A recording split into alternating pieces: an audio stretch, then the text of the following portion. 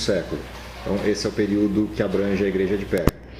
A cidade, especificamente de Pérgamo, só como curiosidade, ficava numa montanha, num espigão de montanha, na época aí do terceiro século antes de Cristo.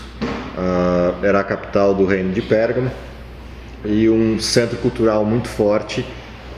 Daí a razão de você ter várias influências externas ao modelo cristão. Uma porção de conversos cristãos da região de Pérgamo sofria as influências desses grupos culturais, onde você tem nichos culturais, fatalmente você tem miscigenação, tem modelos diferenciados de costumes e que acabam influenciando, para um lado ou outro, os modelos doutrinais cristãos. Então a igreja de Pérgamo ilustra, a cidade de Pérgamo ilustra bem esse modelo de interferências externas, típico do momento em que a paz reina no grupo cristão.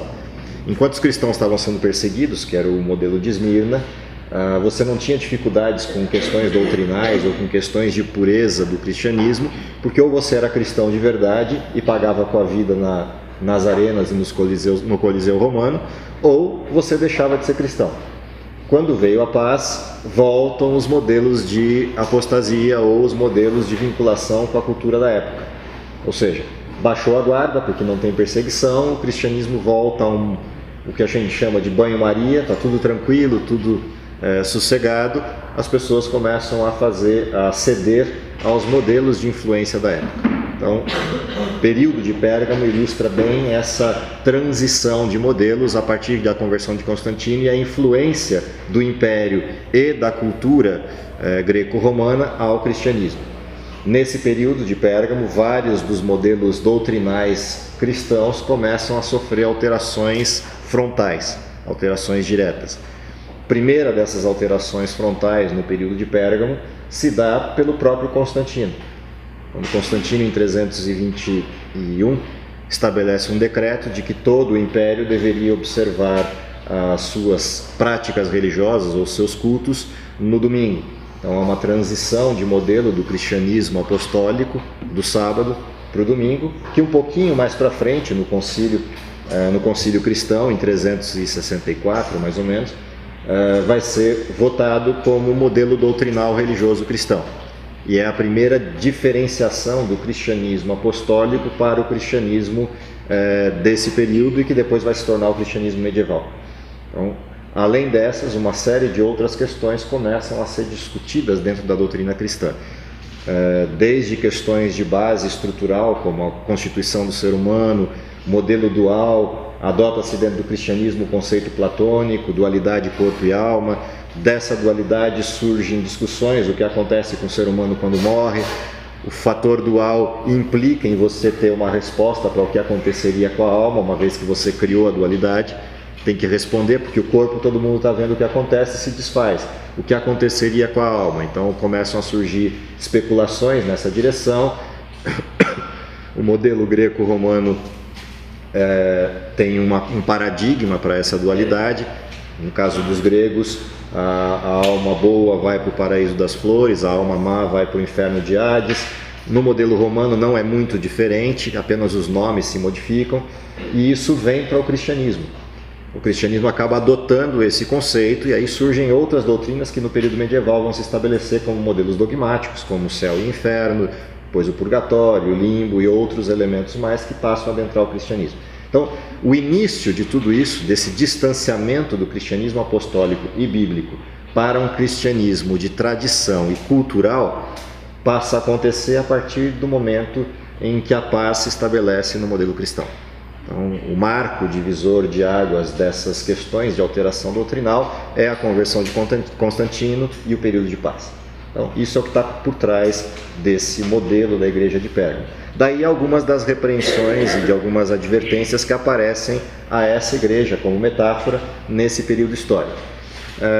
Algumas coisas mais aí, a questão da biblioteca, os rolos da biblioteca de Pérgamo, uma biblioteca famosa, não tanto quanto a de Alexandria, mas uma biblioteca razoavelmente grande.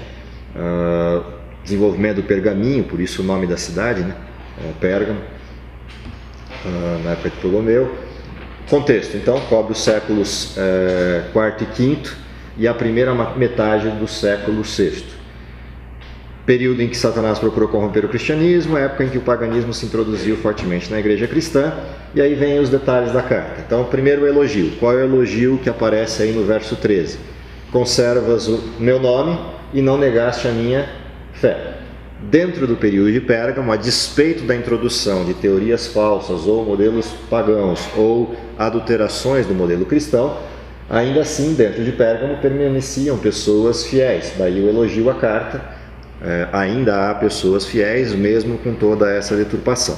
Uma coisa curiosa, lembrando o que a gente já estava vendo nas outras referências, cada vez que começa uma carta, o Cristo, ou Jesus do livro de Apocalipse, a quem o livro de Apocalipse revela, é apresentado na introdução de cada carta com uma das características que estava no capítulo 1, no final do capítulo 1. No caso da igreja de Pérgamo, qual é a característica que aparece? Isso diz aquele que tem a espada aguda de 2 gumes.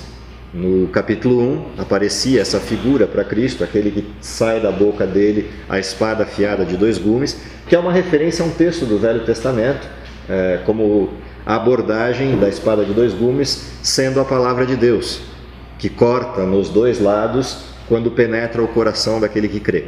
Então essa abordagem da espada de 2 gumes vem bem a calhar para esse período. O período em que as verdades de Deus começam a ser contestadas, Cristo, para essa igreja, é apresentado como aquele que detém a palavra de Deus, que não pode ser alterada, que não pode ser deturpada, que nunca muda. Então, isso é interessante como o modelo introdutório da carta, e o elogio aparece por aqueles que insistem em manter viva a palavra de Deus. Qual é a reprovação?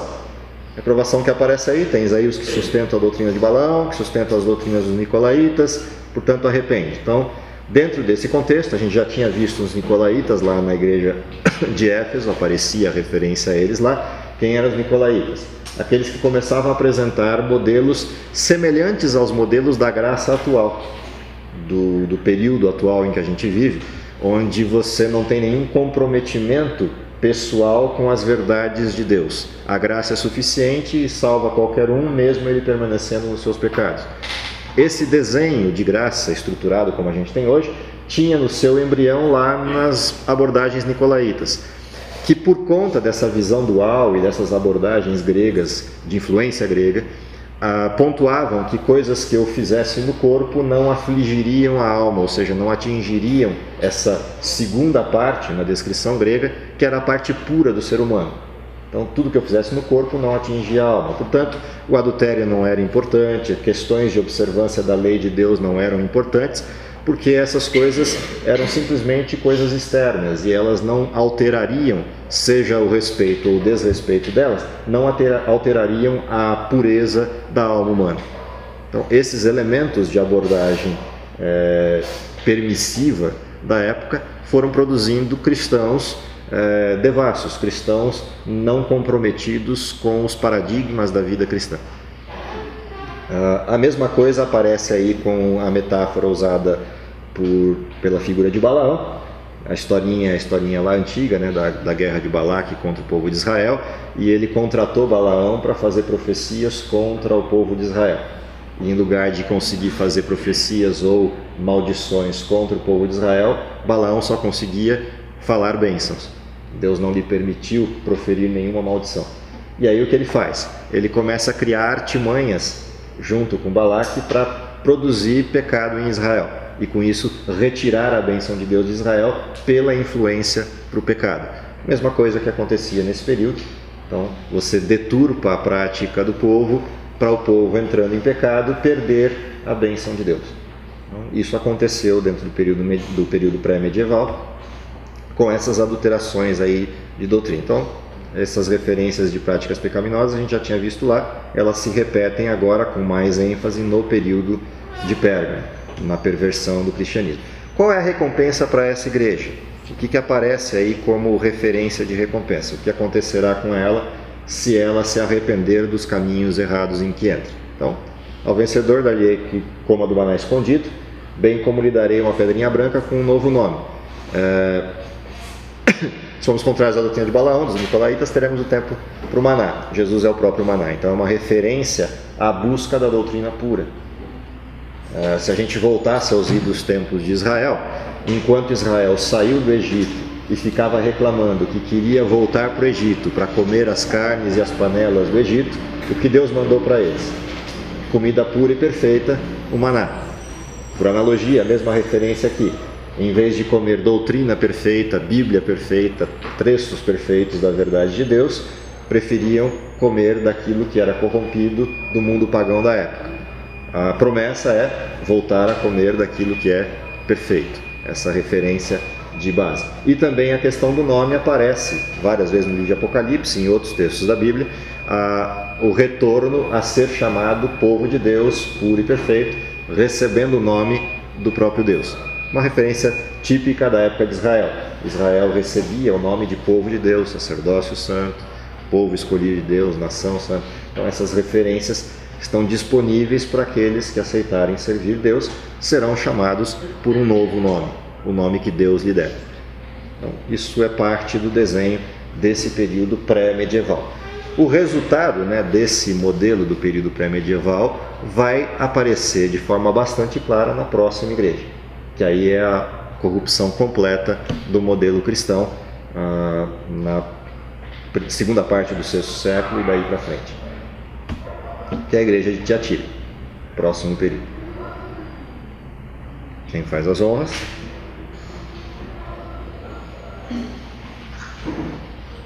Ao anjo da igreja em Tiatira, escreva: essas são as palavras do Filho de Deus, cujos olhos são como chama de fogo e os pés como bronze reluzente.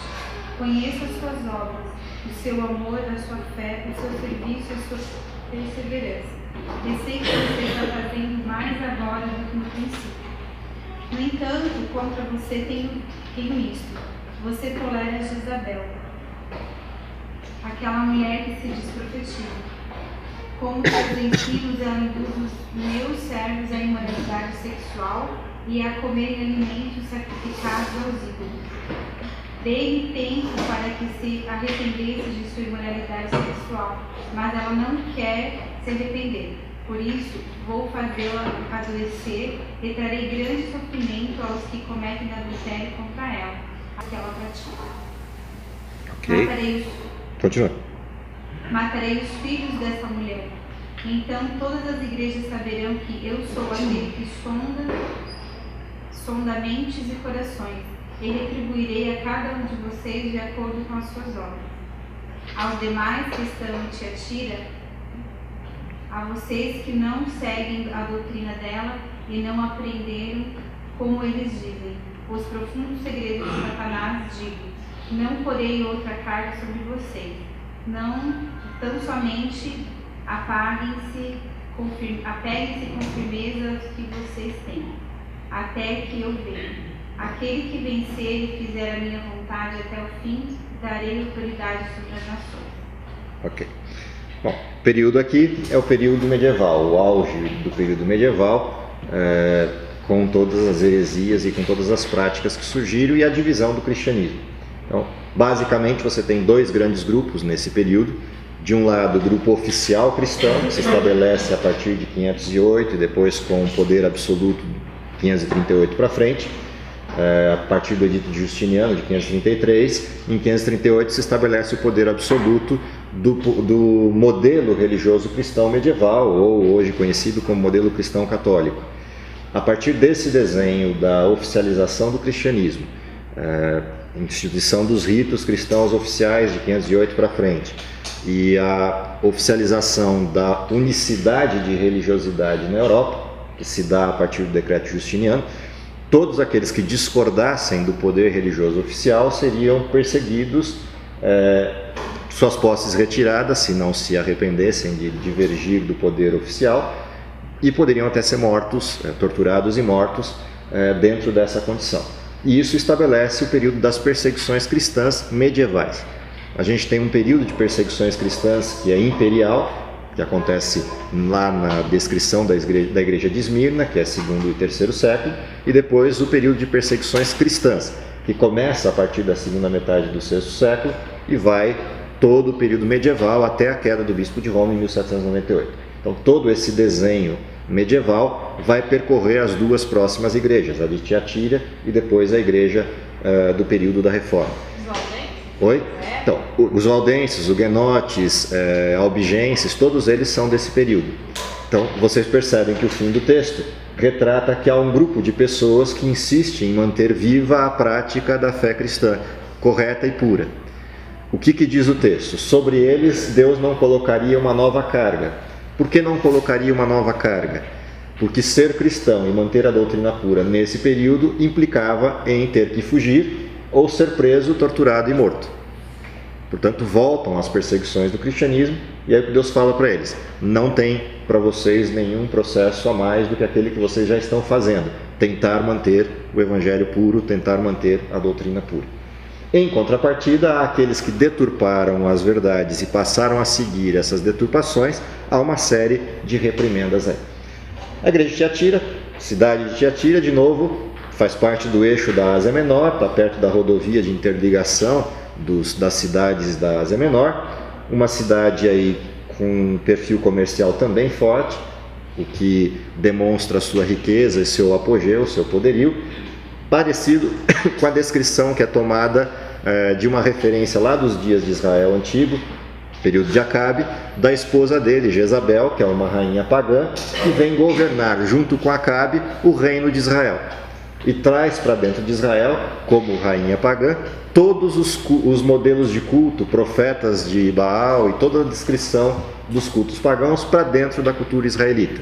E começa a deturpar o modelo de crença e prática israelita. Instala altares pagãos por todo o território de Israel. Essa descrição agora é abordada aqui dentro desse período de Tiatira como sendo o que aconteceu a partir do cristianismo oficial. O que foi o cristianismo oficial? A aceitação de um desenho pagão para dentro do cristianismo real. Ou seja, tudo que era doutrina e modelo de tradição greco-romana passou a integrar os dogmas do cristianismo. E aí há uma lista desses dogmas que foram sendo construídos nesse período.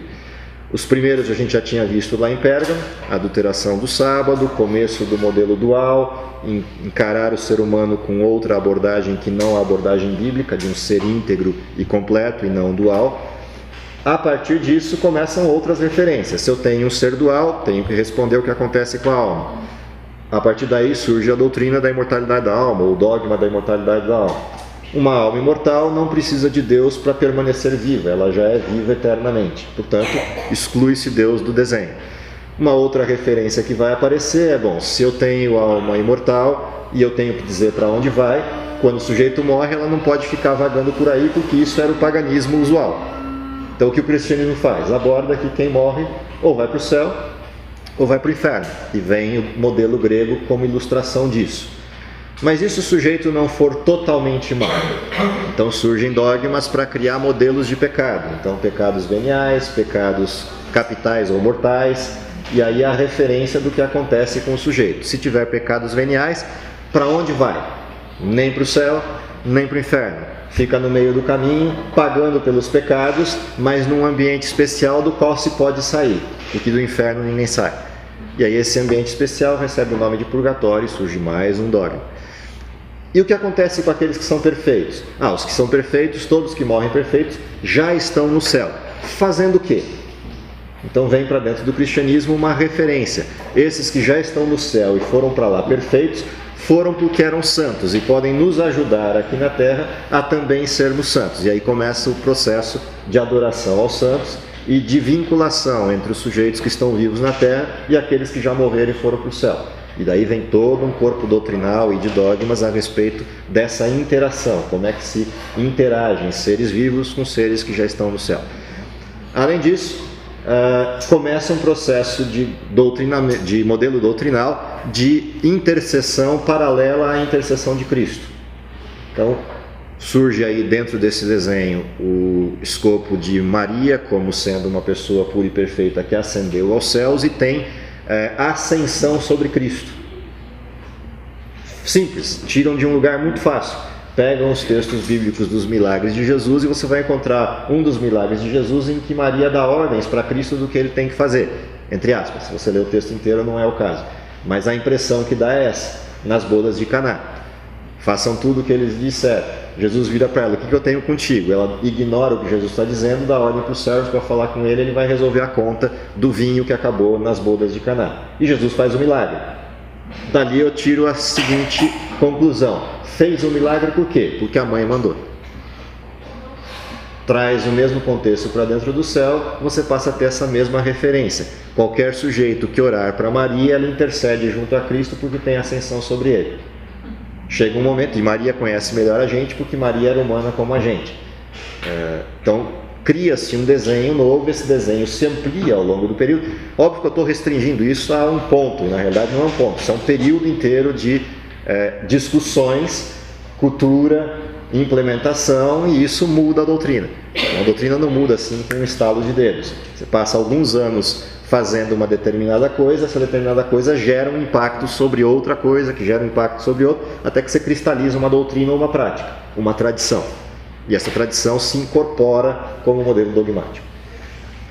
Além disso, uma série de outros eventos começam a aparecer. Então, o dia de oração pelos mortos, ou comemoração dos mortos, finados, outros feriados dessa natureza, religiosos cristãos, começam a se desenhar a partir dessas doutrinas, dessas referências. Por fim, aí já fora da igreja de Tiatira, na próxima referência de igreja, aparece um outro conjunto de dogmas que tem a ver com a confissão. Então, aquilo que se estabeleceu como intercessão paralela no céu, traz-se para a terra como intercessão paralela também. E aí o poder de perdoar pecados passa a ser uma prerrogativa dos sacerdotes cristãos e se institui a confissão auricular. Com a instituição da confissão auricular e obrigatória, todos os sacerdotes passam a ter o status de perdoadores de pecados. Eles já tinham o status de substituição do modelo cristão e do estabelecimento do rito desde 508, quando se estabeleceu a missa, que é o sacrifício de Cristo repetido todos os domingos. Portanto, a cerimônia que acontece no domingo nas missas medievais não é uma cerimônia metafórica, um simbolismo, era uma cerimônia literal, com o sacrifício literal de Cristo, e isso era o dogma da missa. O dogma da Eucaristia e o dogma da missa referenciam aquela cerimônia como uma cerimônia literal. Portanto, quando se oficia a ceia no domingo pela manhã, o que está se oficiando é o sacrifício literal de Cristo, assim está no dogma escrito. Por que o sacrifício literal? Porque quando o sacerdote ora e abençoa o vinho e abençoa o pão, eles se transformam literalmente no corpo e no sangue reais de Cristo. Logo, se define quem pode participar do quê? Doutrina dual, corpo e alma separados. O corpo é pecaminoso, o corpo de Cristo foi onde o pecado se instalou, mas o sangue dele era puro e perfeito. Logo, só o sacerdote pode participar do vinho que se transformou em sangue. O membro da igreja participa do pão ou da hóstia, que é onde o pecado habita. Como pecador, eu posso participar da hóstia, mas não posso participar do vinho. Então, esses desenhos começam a aparecer enquanto referência por conta disso. E lá, quando se estabelece a confissão auricular, é só sacramentar esse fato de que o sacerdote é santo, portanto pode perdoar pecados, na qualidade de santo que está, não pecador. Então, esse desenho de abordagem vira todo esse doutrinal do modelo de perdão. E com isso se tira a referência do Cristo de todo o desenho de perdão e de todo o desenho de salvação. A salvação passa a estar registrada por um sacerdote, pelos intercessores intermediários, os santos e Maria. Cristo não aparece em cena, mas em nenhum dos elementos rituais, exceto na cruz, ao fundo dos templos, mas não faz parte mais do desenho ritual. Diga. A questão da beatificação aparece quando? A beatificação aparece a partir da adoração dos santos. Então, todo aquele sujeito que morre e é considerado sem pecado, o concílio da igreja se reúne, estabelece por alguns paradigmas essa santidade, realização de pelo menos 1 ou 2 ou 3 milagres, isso muda ao longo do tempo, referência das suas práticas e diversas pessoas pontuando essa prática como santidade, e a igreja passa a votá-lo e estabelece como santo. Estabeleceu como santo, beatificou, ele é considerado como santo, estabelecido como referência de intercessão entre o ser humano e o céu. E aí você pode adorar, pode orar pode pedir, que vai atender, porque vai atuar como, entre aspas, um semideus. Nessa época, então, eles já não tinham acesso à Bíblia? Na realidade, a Bíblia estava disponível enquanto lugares, mas não na mão do povo. A partir do momento que se instala o absolutismo, a Bíblia começa a ser retirada da população, porque aqueles que estudavam a Bíblia, albigenses, valdenses e outros tantos, porque a Bíblia era contrária a essas alterações. O resultado, as perseguições se instalaram e as Bíblias foram sendo apreendidas, a tal ponto de que, mais para frente um pouquinho, lá pelo período do ano 1000 mais ou menos, a Bíblia já praticamente é proibida em todo o território europeu, até instalação do modelo jesuítico. Quando se instala o modelo jesuítico, dali para frente é proibição mesmo. A Bíblia não podia ser lida nem por clérigos, a não ser com autorização de alguém maior que acompanhasse essa leitura e a instrução disso. Então, esse processo de distanciamento da Bíblia acaba virando uma obrigatoriedade de não poder lê-la. Somente uma pessoa estava autorizada a ler a Bíblia, interpretá-la e estabelecer doutrina a partir dela, o bispo de Roma. Só ele tinha poder para interpretar as Escrituras e capacidade para isso. E aí, outras referências começam a aparecer, como, por exemplo, um dogma de que o bispo de Roma tinha poder para alterar os textos das Escrituras de acordo com a sua conveniência e vontade, porque ele adquirira o status de ser o vigário de Cristo, ou o substituto de Cristo na Terra. Portanto, ele tinha poder de alterar a palavra de Deus, porque ele figurava como o próprio Deus na Terra. Isso está no dogma da santidade episcopal. Só ele tem acesso e pode estudar, mas quando ele concordar, ele muda. Sim. O final... Diga. Os deuterocanônicos? Na verdade, os deuterocanônicos eles são incorporados ao modelo cristão, não como canônicos, mas como deuterocanônicos, porque neles estão contidos elementos que sustentavam algumas das práticas dogmáticas. Por exemplo, a oração pelos mortos. O livro de Macabeus sustenta a oração pelos mortos. Há algumas lendas dentro dos livros deuterocanônicos, os chamados livros apócrifos, que sustentam algumas das práticas greco-romanas, e que a igreja acabou incorporando esses livros na sua versão maior de Bíblia para poder sustentar essas aplicações. Afinal de contas, os macabeus mandaram dinheiro para Jerusalém pedindo que o sacerdócio orasse pelos mortos na guerra dos macabeus e que não estavam com a vida tão em ordem. E aí, pela oração dos sacerdotes, eles poderiam ser salvos. Isso faz parte de uma cultura greco-romana. Perdi uma parte. Esses livros, eles foram incluídos depois de a Bíblia feita ou eles foram feitos e depois retirados? Na realidade, eles vão sendo incluídos como modelo histórico. A Bíblia, como conhecemos, ela vai, sem esses livros, até o 5º ou 6º século. A partir da oficialização do modelo eclesial é que isso começa a ser incorporado. Então, faz parte da... Oi? Não sai. Não, tipo, ou volta o protestantismo. Na realidade, quando o protestantismo se estabelece, ele adota o modelo bíblico, que era o modelo... Mas existia ainda essa Bíblia? Sim. Na realidade, nunca... Os livros apócrifos nunca foram incorporados como canônicos de fato. Mesmo dentro da Igreja Católica, eles não foram. Eles estão lá como deuterocanônicos, livros históricos. Mas livros históricos que contêm conselhos úteis para a vida cristã. E dali saem dogmas. Porque são livros feitos dentro do povo de Israel, mas não por profetas de Israel. Essa é a diferença. Eles são escritos entre o ano 400 e o ano 0, quando não havia profeta em Israel. Os últimos 2 profetas foram Esdras e Neemias, fecharam o cânon do Velho Testamento. O próximo profeta que aparece é João Batista. Nesse intervalo de 400 anos não tem profeta, e todos os livros apócrifos são desse intervalo. Portanto, não são considerados livros canônicos, porque não tem como sustentá-los como canônicos. A única questão de discordância que vai aparecer depois da reforma é o fato de você poder tirar doutrinas deles. Não há nenhum problema de você usar esses livros como históricos. Eles contam a história da Guerra dos Macabeus de uma maneira muito própria, muito particular, muito importante para a história. Mas para a história, não para a religião. São 2 coisas diferentes.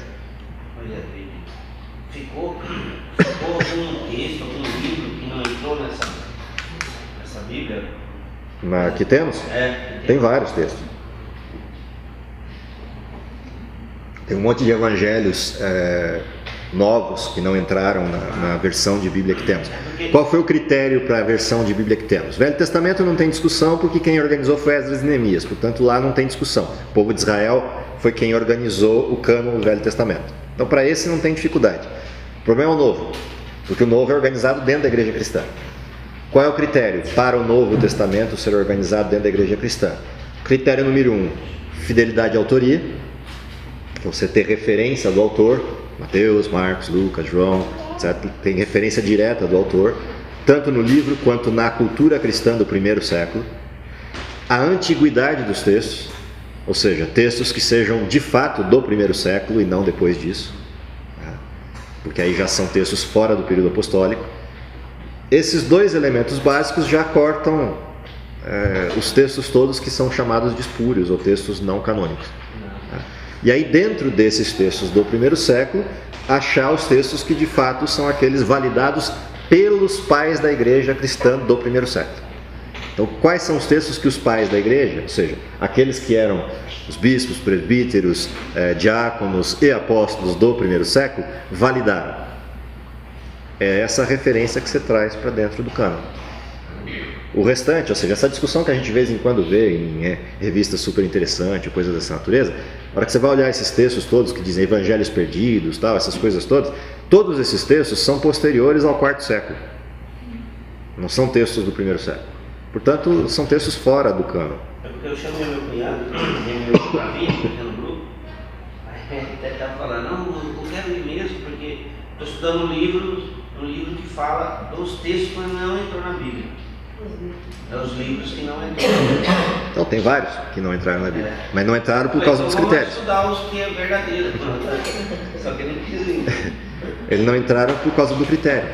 O critério é livros do primeiro século, período apostólico, validados pelos pais da igreja do período apostólico e primeiro século e comecinho do segundo, ou seja, livros que eu conseguiria referenciar que de fato são os livros canônicos. Isso não significa que não tenham textos de Paulo, Pedro, etc., como cartas pessoais ou modelos pessoais, que não entraram para o texto bíblico como cânon, porque eram cartas nominais, referências pessoais. Nada impede disso ocorrer. Os livros que vêm para cá são os livros que eram adotados pela igreja e aceitos pela igreja como livros canônicos, ou seja, que os próprios apóstolos definiram, ou os seus pares definiram como sendo livros de referência para a igreja. Você tem alguns aí que não são apóstolos, Lucas, Tiago, Judas, não são apóstolos, né? Direto, são pessoas que viviam na época junto com os apóstolos, eram discípulos dos apóstolos. No caso de Lucas, discípulo de Paulo, Tiago, irmão de Jesus, Judas, irmão de Jesus. Então você tem livros que não são diretamente dos apóstolos, mas o grosso do Novo Testamento é dos apóstolos: Mateus, João, Paulo e Pedro. Essas são as referências principais do Novo Testamento. Os que não são, Marcos, Lucas, Tiago e Judas. Esses não são referências apostólicas.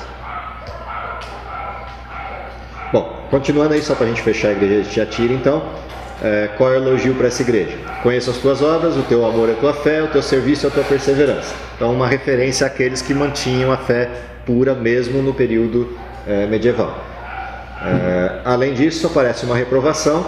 A reprovação, a gente já comentou sobre ela, a figura de Jezabel é tomada como referência, e na carona também vem os outros que já eram parte do desenho de deturpação, Balaão, Nicolaítas, etc.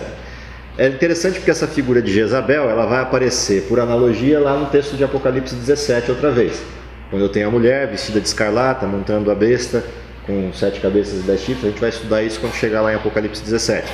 Mas a mesma referência que aparece de prostituição, de corrupção, etc., aqui nesse texto, ela se repete lá em Apocalipse 17, na descrição do poder, desse poder exercendo atividades tanto no período medieval quanto no tempo do fim, depois da reascensão do poder medieval, já na nossa época. Qual a recompensa para essa igreja? Estrela da manhã prometida por Cristo, que é o próprio Cristo. Essa é a promessa feita àqueles que servem Jesus, recebê-lo-ão de forma pessoal. Então, de novo aqui vem uma alusão interessante ou parecida com aquela que está na igreja de Esmirna. A ansiedade de quem está vivendo nesse período perseguido e com ameaça de morte é poder resolver essa conta e encontrar o Cristo. Assim como na igreja de Esmirna, a promessa dada lá é ser fiel até a morte, dar-te a coroa da vida, como uma referência direta também ao Cristo, dando a recompensa do pecado. Então esse desenho aparece igualmente aqui na igreja de Tiatira, com a promessa de que eles vão encontrar o Cristo em quem creem e por quem estão sendo perseguidos ou mortos. De novo, essa referência fica como elemento de apresentação.